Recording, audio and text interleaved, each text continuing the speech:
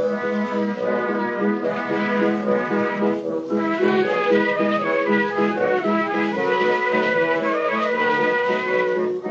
to Loremen, a podcast about local legends and obscure curiosities from days of yore.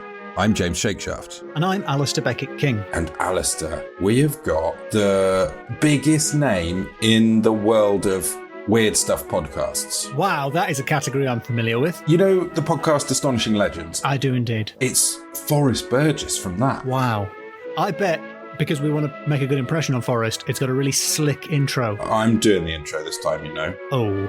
And this episode is quite true crimey, which means there's a real murder, but we don't go into that much detail. What's it called? I wanted to call it The Lady in the Lake. We've already done that, yeah. So, how about Another Lady in a Different Lake?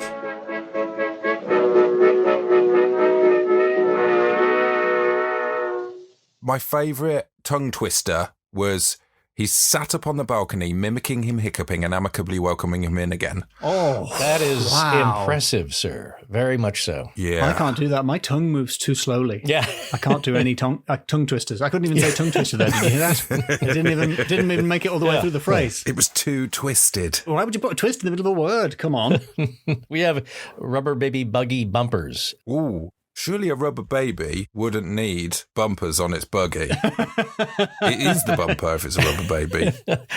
Annoyingly, that's a perfect segue into the actual story of Rubber Baby. Oh, boy, yes. So just hold that idea in your mind, all everyone right. listening, and I'll do an introduction. Pretend you haven't heard us talking already. You're going to do an introduction, James? Yeah, halfway through. I'll do a little bit of an introduction, a couple of minutes have in. a little go. Yeah. Nice. So, Alasdair. Hello, James. Hello. You sound surprised every single time we do that when I say hello back. I think I am surprised because I'm saying it thinking, I've already said hello to him. No, you said hello to me in 2013. And it stands today. It's a pre-existing hello. Here's something all of us listeners to your wonderful show wonder. Are you two friends outside of the show? Bitter rivalry. Yeah, enemies. Boy, I'm sorry I asked. I think we know each other loads better through doing the show than we did before we started doing the show. Oh, that's happened to me and Scott as well. We detested each other, saw each other at parties until no one else would talk to us. So we had to talk to each other and discovered that we like a lot of the same subjects and love discussing them. And then after a few years, we finally have warmed up to each other. It is a truth universally acknowledged that if two nerds are in a room, eventually a podcast will be produced. Yes. James, I just realised that I interrupted your intro on the word hello. So, and I helped. Let's try that again. I'll go from my line. Hello, James. Huh?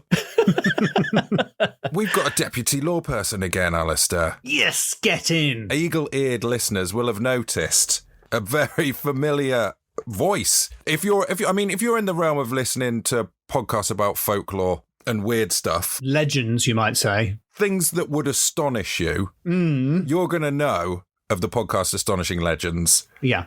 And we have got Forrest Burgess. Hello, Forrest. Hello, gentlemen. It is such a long time coming. I was telling you both before we started rolling, so you know it's sincere, that I enjoy your show so much. Have been a fan for days, weeks now, and it's jolly good fun, as we say over here across this side of the pond. Lovely turn of phrase. We say a real wizard boom deal. Is that an Americanism?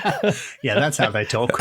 I haven't watched any film made after 1949. Did I say thank you so much for inviting me on? Because I meant to at the beginning of my long It was diatribe. implied. It was implied. All right. Thank you very much for coming on. Also, I hope was implied. Oh, yeah, indeed.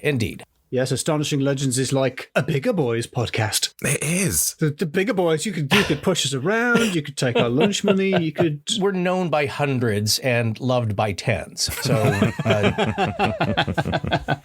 well, we've got a North American treat. Oh, yeah? From an excellent book called Washington Myths and Legends, subtitle, The True Story Behind History's Mysteries. Ooh, History's Mysteries. History's Mystery. I think that's an unintentional half rhyme there, but I like it a lot. And it's authored by L.E. Bragg. Which is French for the brag. Where? The Bragg. Le brag. Le Bragg. The R is in the back of the throat, James. It's brag. Bragg. Brag. Le brag.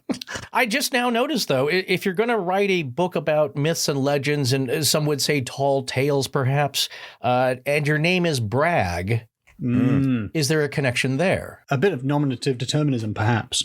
I mean, which obviously is a subject that James Shakeshaft is not keen upon broaching. Yeah, well, let's not explain what it means to anyone with using me as an example. All right, okay. Is he a brag? Is he like a brag like the Pelton brag, though? I suppose, yeah, it is. It is also the name of a beast. Is he basically a spooky horse? Or a man holding a sheet. Oh. Or a man who's naked but doesn't have a head. Yes, headless naked man. Oof. Doesn't really go into that on the back. It just says she lives in Washington State. How sexist of me to assume. It's because le is, of course, masculine in French. Yeah, exactly. So that's why I assumed. Yeah. Wow, how appalling. Apologies. Well, you know where I got this book and the idea for this? At a Costco. Do you have those? We do have a Costco's, actually, but they're all... Over here, they're huge, out of town. Yes. But I think you've got to be a member to go in or something. Is that right? What? Yes, you do. Really? Like yes. the Masons? Yeah. I'm very much the Groucho Marx when it comes to supermarkets. Yeah.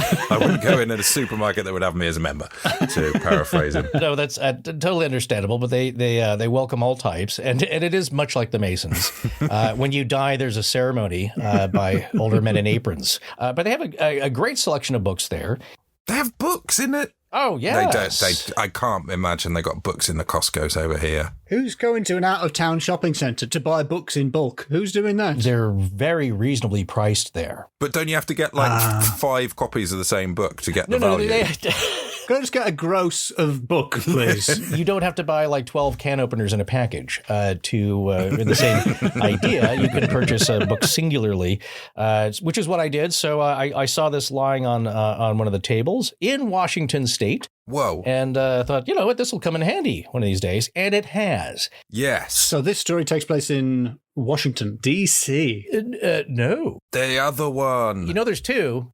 When I said D.C., I was thinking, I don't even know what that means. Washington State. State. Which is... Okay. Twilight Country? Yes, indeed. Would you two like me to set the scene? Oh, yes. Okay, well, this scene takes place at Lake Crescent near the top center of the Horn on the northwestern corner of Washington State, USA, United States of America, which Highway 101, the Olympic Highway, hugs on its bottom shore, and the northern edge of the Olympic Peninsula, just south of the Strait of Juan de Fuca. That's Spanish, isn't it, for John the... It's Spanish for Juan of Fuca. There was an old joke T-shirt that I love from a university or a fake university, or as you might say, they're a uni, called Juan de Fuca U. So it was quite a popular joke T-shirt. And if you look at Washington State, it's that kind of big, chunky, blocky peninsula-looking thing hanging off the upper left-hand corner of the state. It's mountainous there. At least there's the Cascades, but around here there are minor peaks of the Olympic Mountains, which surround the lake, and the highest peak is Mount Storm King. Oh, wow. That's a ridiculous... I mean, arrogant to name mountains the Olympic Mountains when, like, Olympus is already a mountain. Oh, no, there's a Mount Olympus here. What, in America? In this area, there's a Mount Olympus. Not that one. There's a Mount Olympus. Is that a dance club? Oh. I was confused enough by the Olympic Highway when you introduced that, because I thought, is that a highway that is very good, but still technically an amateur? Is that what? Right. How does that work? They just can't earn money from endorsements yet. Right. No tolls. There's a natural divide, the Cascade Mountain Range. That's nicked from a Mario level as well, by the way. I'm pretty sure. Yeah, obviously. I'm more familiar with the eastern part of Washington and the northern Idaho Panhandle region. Those are my stomping grounds. But on the western side is where it's very rainy because of the Cascade Mountains. Very lush, beautiful green foliage and lots of trees, very Twin Peaksy. Here, yes, we have old Mount Storm King, and you'll find this interesting. The old legend has it that the peaceful beauty of the glacial valley was marred by the bloody war between the Clallam and Quileute Native American tribes. And that the second one is Quileute, pronounced, I believe, Quileute. I watched a YouTube clip about 1,000 times to nail that. So here's the old legend. For 2 days, Mount Storm King had witnessed the fighting and bloodshed and became angrier and angrier. And on the third day, Mount Storm King had had enough, and he broke off a chunk of his peak and he hurled it into the valley where the tribes were battling. Now, all of the warriors were killed instantly, and the massive chunk of mountain also dammed up the river that flowed into the valley, which then formed the crescent-shaped lake. And Mount Storm King's reflection can be seen in the clear blue waters of the valley where he stands guard to this day. So if you think that's crazy, haven't you seen Lord of the Rings? The mountains are alive. But that's part of them. That's the thing that always gets me.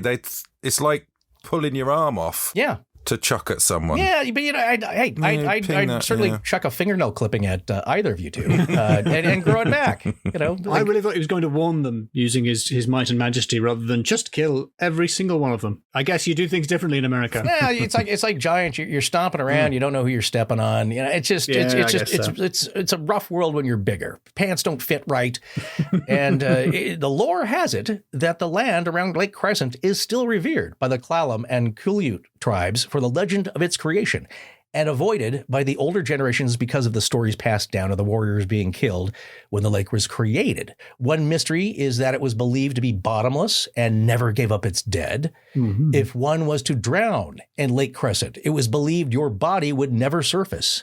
But then, one summer day in 1940, the lake did give up one corpse. Which is what we're going to talk about, I think. Yes. Yeah. Wow, that was some great scene setting for us. Thank you. My scene, nice set. Wow, that was like the start of a play when two servants discuss all the other characters who you're about to see, and then you're rubbing your hands together, saying, "I can't wait to see these lords and ladies all stab each other." Right. Then you just go you go down to the lobby for a packet of crisps because you you can miss the next 30 minutes. And and thank you for saying crisps. I really appreciate. I love it when Americans adapt their lingo, even though we all know all the American words because of television. See, I have my good friend Gletters, who has his own podcast, anomaly.co.uk. If there's anything I need to know about Britishisms, he quickly answers. Basically, he's your Alfred. He would punch me in the throat for saying that, but sure. Well, Alfred's got an edge to him as well, Alfred used to be in the army in some versions. He did, and they're making a movie just about Alfred. I hope it's just while he's cleaning. I hope it's old Alfred, but just while Bruce is out. And he's just well, we've got to get the silverware in order, Master Bruce. Tutting over some, he's got to re-darn the bat socks. It wasn't until I was older I learned to fold the toilet paper into a little corner at the bottom so you can easily grasp it off the roll. How is your impression of him so much better than mine? I can't do it. I've thrown away too many pairs of socks, Mr. White. Yeah, we're at an area of the Lake Crescent. I believe it's called Sledgehammer Point. Yes. Oh, that's another great name. So, gentlemen, pay attention to the names. There's some good ones coming up. That's another great one. There were these two brothers. They were fishing on the 6th of July, 1940. They found something, didn't they? Floating on the water. Yes. Well, as they steered their boat towards the object for a better look, they were aghast at what they saw when they drew near, because floating on the surface of that lake, that pristine lake, was about a 5-foot bundle wrapped in blankets and bound with rope. Now, that's never a good sign. No. Anything wrapped in plastic, bundled, tied up, taped, get some gloves and put on a mask before you undo those bindings. I think bundle is never a positive word, really. At school, I don't know if it's similar in other parts of even Britain, Alasdair, or America, but if you were in a corridor and you heard someone shout the word bundle at break time... It conjured up the ghost of the caretaker. What happened? Mr. Bundle. Yeah, Mr. Bundle arises. Oh, there's a lot of cleaning to do and a lot of very dirty boys. I've started to get to the root of the mess. We didn't have bundle. I assume it's a prank of some kind, James. A bundle? What is that? I know a bundle is just when everyone just it's a pile-on, probably. Actually, right. That's probably more your neck of the woods, is it? The closest we had was in snow, you would get scrubbed, which is that, but in snow. And everyone sort of kicks snow and rubs snow on you, so you get wet. Ah, scrubs. Scrubbed. Someone would just shout, scrubs. Scrubbed. They would shout, scrub. And the scrubbing would commence. After which you had been scrubbed. Use that in context. Yeah, he received an after-school detention for scrubbed. Very, very close. No, but what about little bundles of joy? Some bundles are good. Oh, you mean a baby? Yeah, that's a positive bundle, isn't it? That is 3 months of broken sleep at All right, the okay. absolute best. What about when you get your phone and internet from the same company? You're right, that's also a scam. Yeah, that is there's also also a scam that costs you loads of money. There's no positive bundles. There are no good bundles. You heard it here There's first. no such thing as a good bundle. I'm going to go out on a limb and say I think this bundle had a body inside. Well, you think? But You think just a human body? I don't know. Yeah, it's a normal human body. Possibly a prom king or queen. It was sort of human shaped, but its skin seemed too white. If it were me in the boat, being one of the two brothers, I could see not knowing immediately what it was because this skin was so white that it looked more like a mannequin. Now, this could be a prank, a churlish prank where somebody wrapped up an old store mannequin and tossed it in the lake, and that might float, perhaps. I've never tried to float a mannequin. But they think they saw what it was, like, oh, boy. They took off with their boat, raced to the shore to report what they had found. They ran away, but in a boat. Yeah. Look, I don't want to start accusing anyone of hate crimes here, but as a representative of the ginger community, I want to pull you up, James, on the use of the phrase too white. Are you saying there's something? Can I show you my shoulder here? Is there something unacceptable about that? Oh, whoa. Turn down the ring light. I could see the seat through it. I think I saw how I died.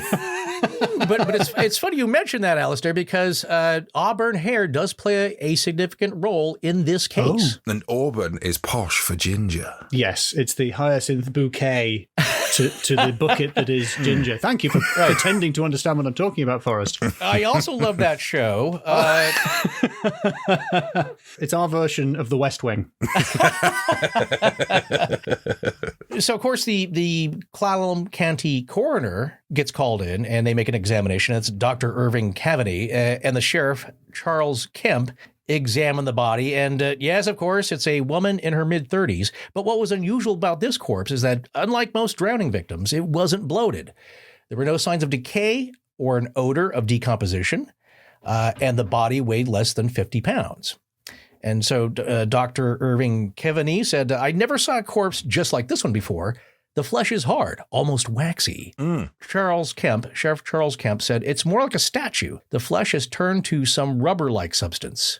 Get this, gents. Aside from the fingers, toes, and facial features that were missing, the body was pretty much intact and had turned completely to soap. Soap? Oh, wow. Like the way you make soap out of animal fat. That's exactly right. Oh, how disgusting, yet hygienic. Yes. So was it frothy around her when she was floating? I don't think so. I think it was, it's, let me put it this way. It's not the soap you would want to use on your person. That's the brand name. That's the slogan. That is the slogan. It's not the soap you'd want to use. Lady soap. It's the soap you need to use. Poor lady. Sorry, lady soap.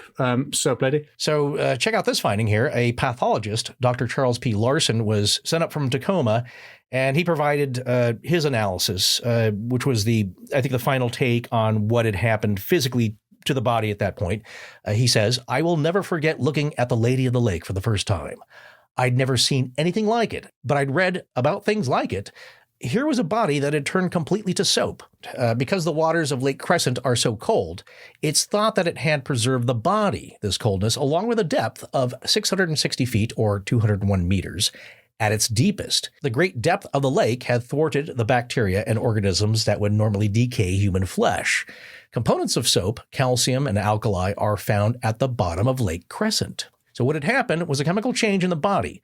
Now, this may take several years for this to happen, in which all the tissues turn to soap. But here's something that struck a haunting chill into my own bones and person and my own animal soap fats that I store around my midsection. It was believed that the body laid in an underwater stream, which accelerated the saponification. Now, according to Dr. Larson, quote, by soundings, I found that underground stream which flows from Lake Crescent to Lake Sullivan. I got my sounding equipment down there, and it struck an underneath ledge where the current carried it into the stream. If you could ever get down underneath that ledge, you would probably find from 50 to 100 bodies, all of which have turned to soap. Oh, so that's where everyone else went. Yes. Ugh. But doesn't that creep me out? It's just that there's a watery grave of soapy bodies, smelling of shea butter and chamomile, waiting to be discovered. I mean, I've gigged enough to have been to plenty of hotels and collected all sorts of soaps, but the devilish soap of all is the human soap.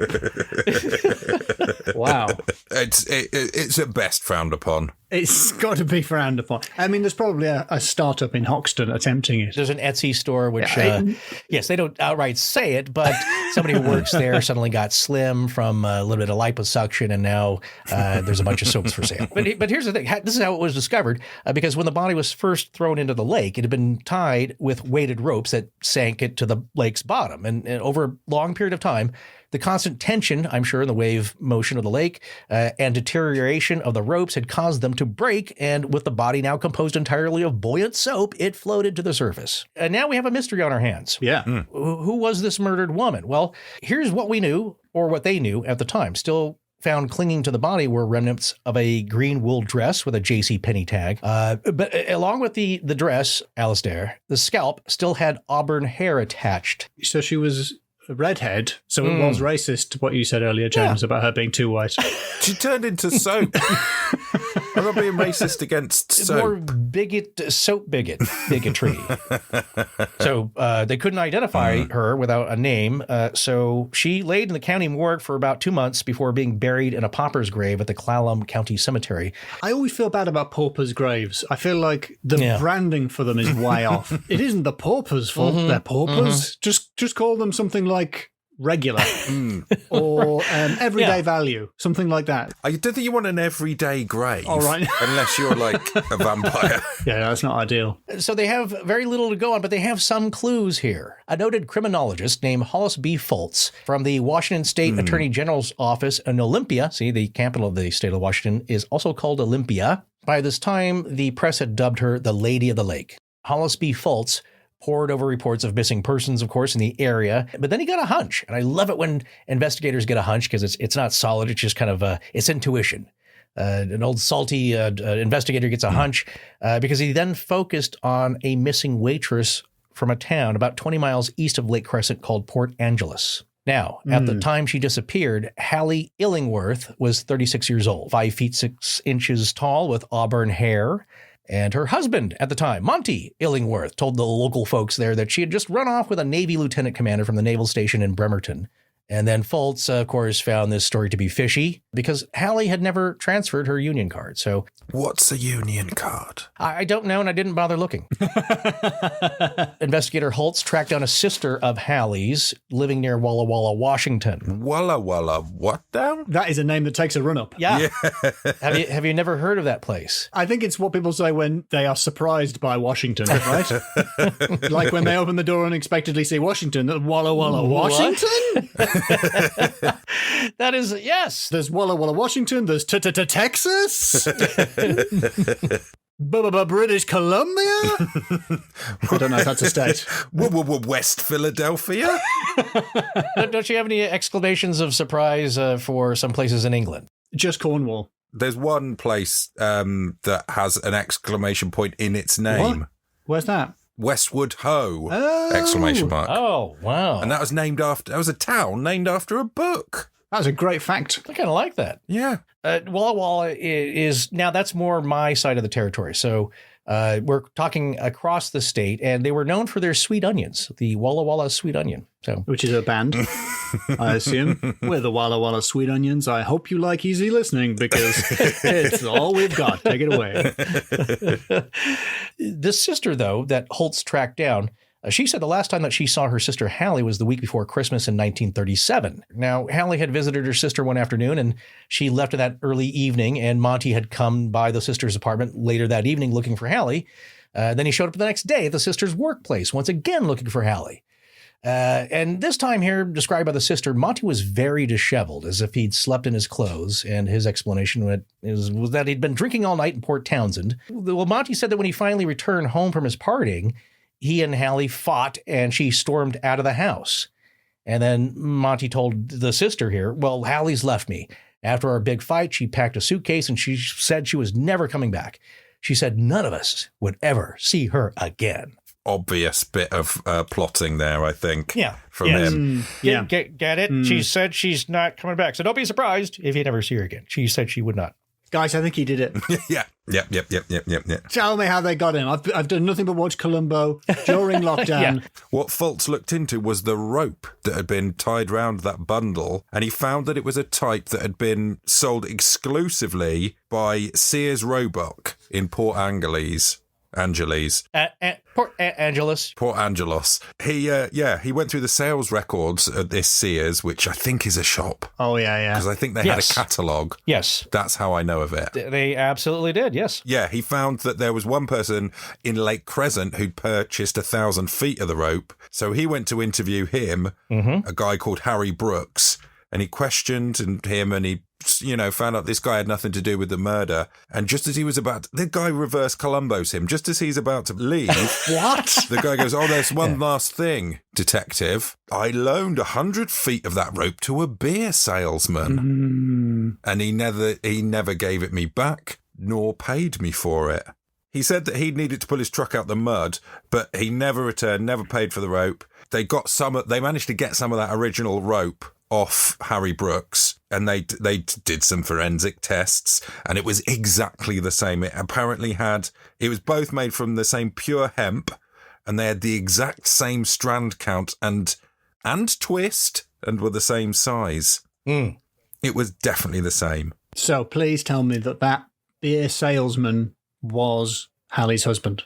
Yes. It was the beer truck driver, Monty Illingworth. And They've got him. They found him driving a bus in Long Beach, California. What an incredible true crime story about a spooky lake. Okay, Alasdair, are you ready to deal out some hot scores? I'm ready to deal out scores like that detective dealt out justice. Possibly. I don't actually know what happened if he was convicted, but let's hope he was. Yeah, he was convicted. Don't worry. Yes. Well, he was convicted, found guilty of murder in the second degree on March 5th, 1942. But yes, the jury had determined that it was more of a crime of passion. They're just passionate people. And it wasn't so much premeditation, which, boy, that gets you sent away. That annoys me. The people who put some effort in go to prison for longer? So the lazy murderers. Well, what? You get rewarded for for not planning it. But Alasdair, I think this is why is that I do not like the lazy ignorant criminal. Is if you hear these people, they have a plan. Sorry, are you a lord from Victorian England? Yes, absolutely.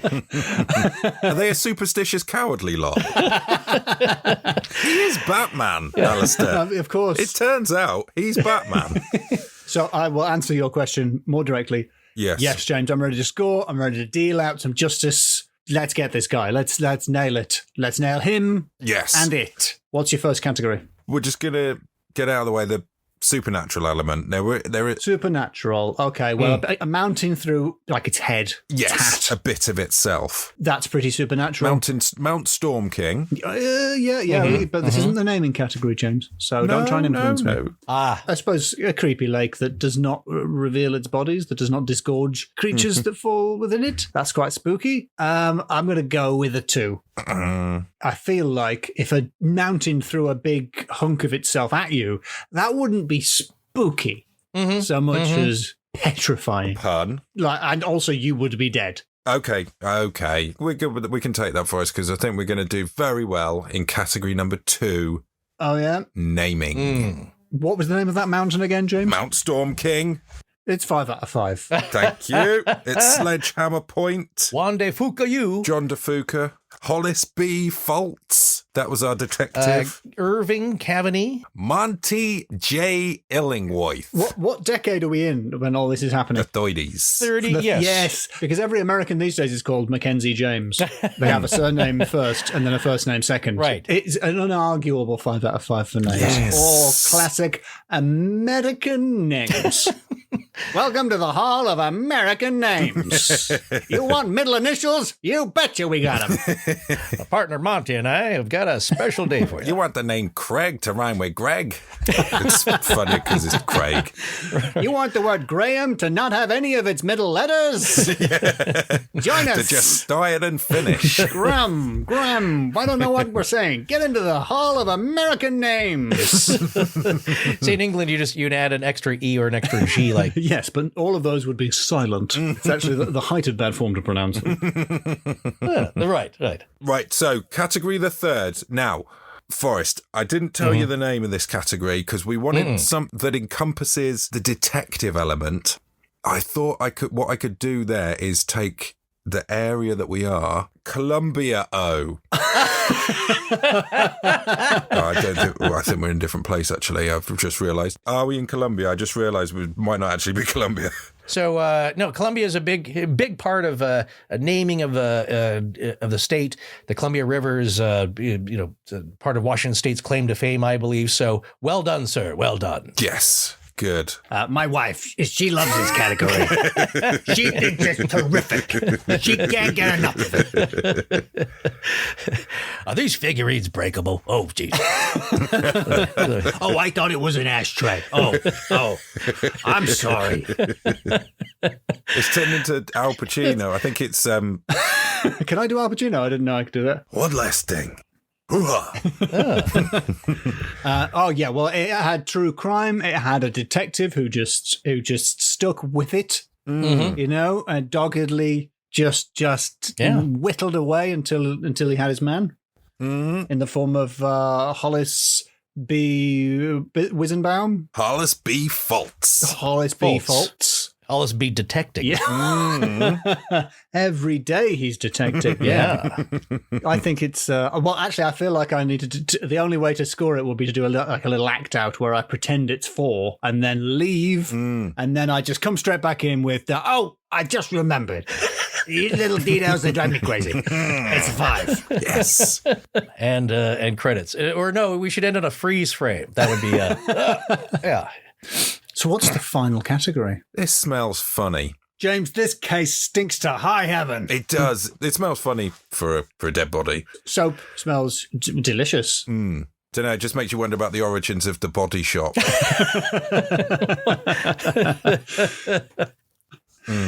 I think it's a 4. And the reason it's not a 5 is that soap smells too nice. And so I feel like you've got the good smells and the bad smells fighting against each other, keeping you away from the top spot. But that guy stinks to high heaven. His story stunk. His story did stink, yeah. His story that was like, she's gone away and she doesn't want to speak to anyone ever again that she knew before. You're trying to float it up to a 5, is that what you're telling me? No. Yeah, I think it might drop down and appear to be a 4. I'm going to stand firm on this one. The score has sunk, never to resurface. It's a 4. Fine. Okay. Very well, then. Do you think that lake's full of other animals that have turned to soap? Oh, no. I'm telling you guys, down at the murky, haunted depths, there's all manner. It's a whole world down there of just soap dead creatures, possessed, diseased, soap creatures who all smell very neutral. Because I suppose if you had a fish that turns into it with the scales as well, you've got an exfoliant there. Nice. That would be quite nice. Apart from that, it smells of fish. Like salt crystals as well. Yeah. You've got a nice scrub going. Yeah. You could get a sort of like an octopus. Yeah, I don't know if you get freshwater octopuses. Stick a sponge on the end of an octopus's arm. Yeah. You got yourself a loofah. Yes. Very, very Fred Flintstone thinking of you. Like, it's a living, is what the octopus would say. Turn the camera. That's a living. You remember that joke that we wrote?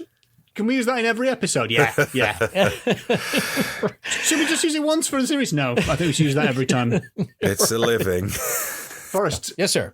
Thank you so much for coming on the podcast. Yes. For taking a break from your Astonishing Legends to deal with our little flipperies. Kind sirs, this was a delight. I've been waiting a long time to do this. I'm just thrilled because, again, it's fun to hear you gents and your guests talk about such stuff. And then it was a real treat and an honor to get to do it myself. And I'm sure listeners are already familiar with Astonishing Legends and quite probably your stablemate, the Midnight Library. Absolutely. Do you make podcasts in a stable? Is a production of Astonishing Legends Productions LLC. It is, so we're quite familiar with Miranda and Darling and all the Irma, the impish, delightful elf or whatever that thing is. I don't know. I was shown etchings and it chilled me to the bone. Hey, one of these days we're going to have you guys on for a more serious grown-up big boy pants, perhaps. Talking about one of your favorite legends. So many of our stories go back to the UK. It's a font of spookiness. Yes. It is. And colonialism. Also, you guys speak American, so that's really easy for us to deal with. Howdy. See, there you go. You've got the accent down perfectly. I thought you were American for a second there, James. That freaked me out. It's got to be Avebury. Get to the bottom of Avebury. That did come up in our Crop Circle episodes. It's just the weird thing. I've said it before and I'll say it again. The weird thing about Avebury is how little folklore there is about a village that's built inside a stone circle. Mm-hmm. It's too quiet. I don't like it. We've got company. Other lines from films. Really? Yeah. It's too quiet. Let's get out of here. We're in. It'll be dark soon. We'll make camp here. Get some rest.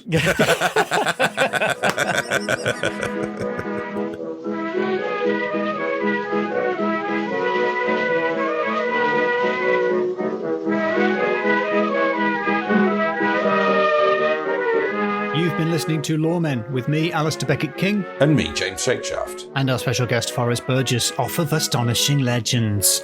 Yes. And if you've never listened to this section of the podcast, you might not know that we have a Patreon. Patreon.com/LoremenPod. Yes, you could join the gang and get some goodies and access to extra bits of podcasts. Unsurprisingly, Forrest Burgess of Astonishing Legends, a podcast that regularly comes in at over 2 hours. There were some outtakes. We've got so much more outtakes. So check it out. Otherwise, we are wasting our time.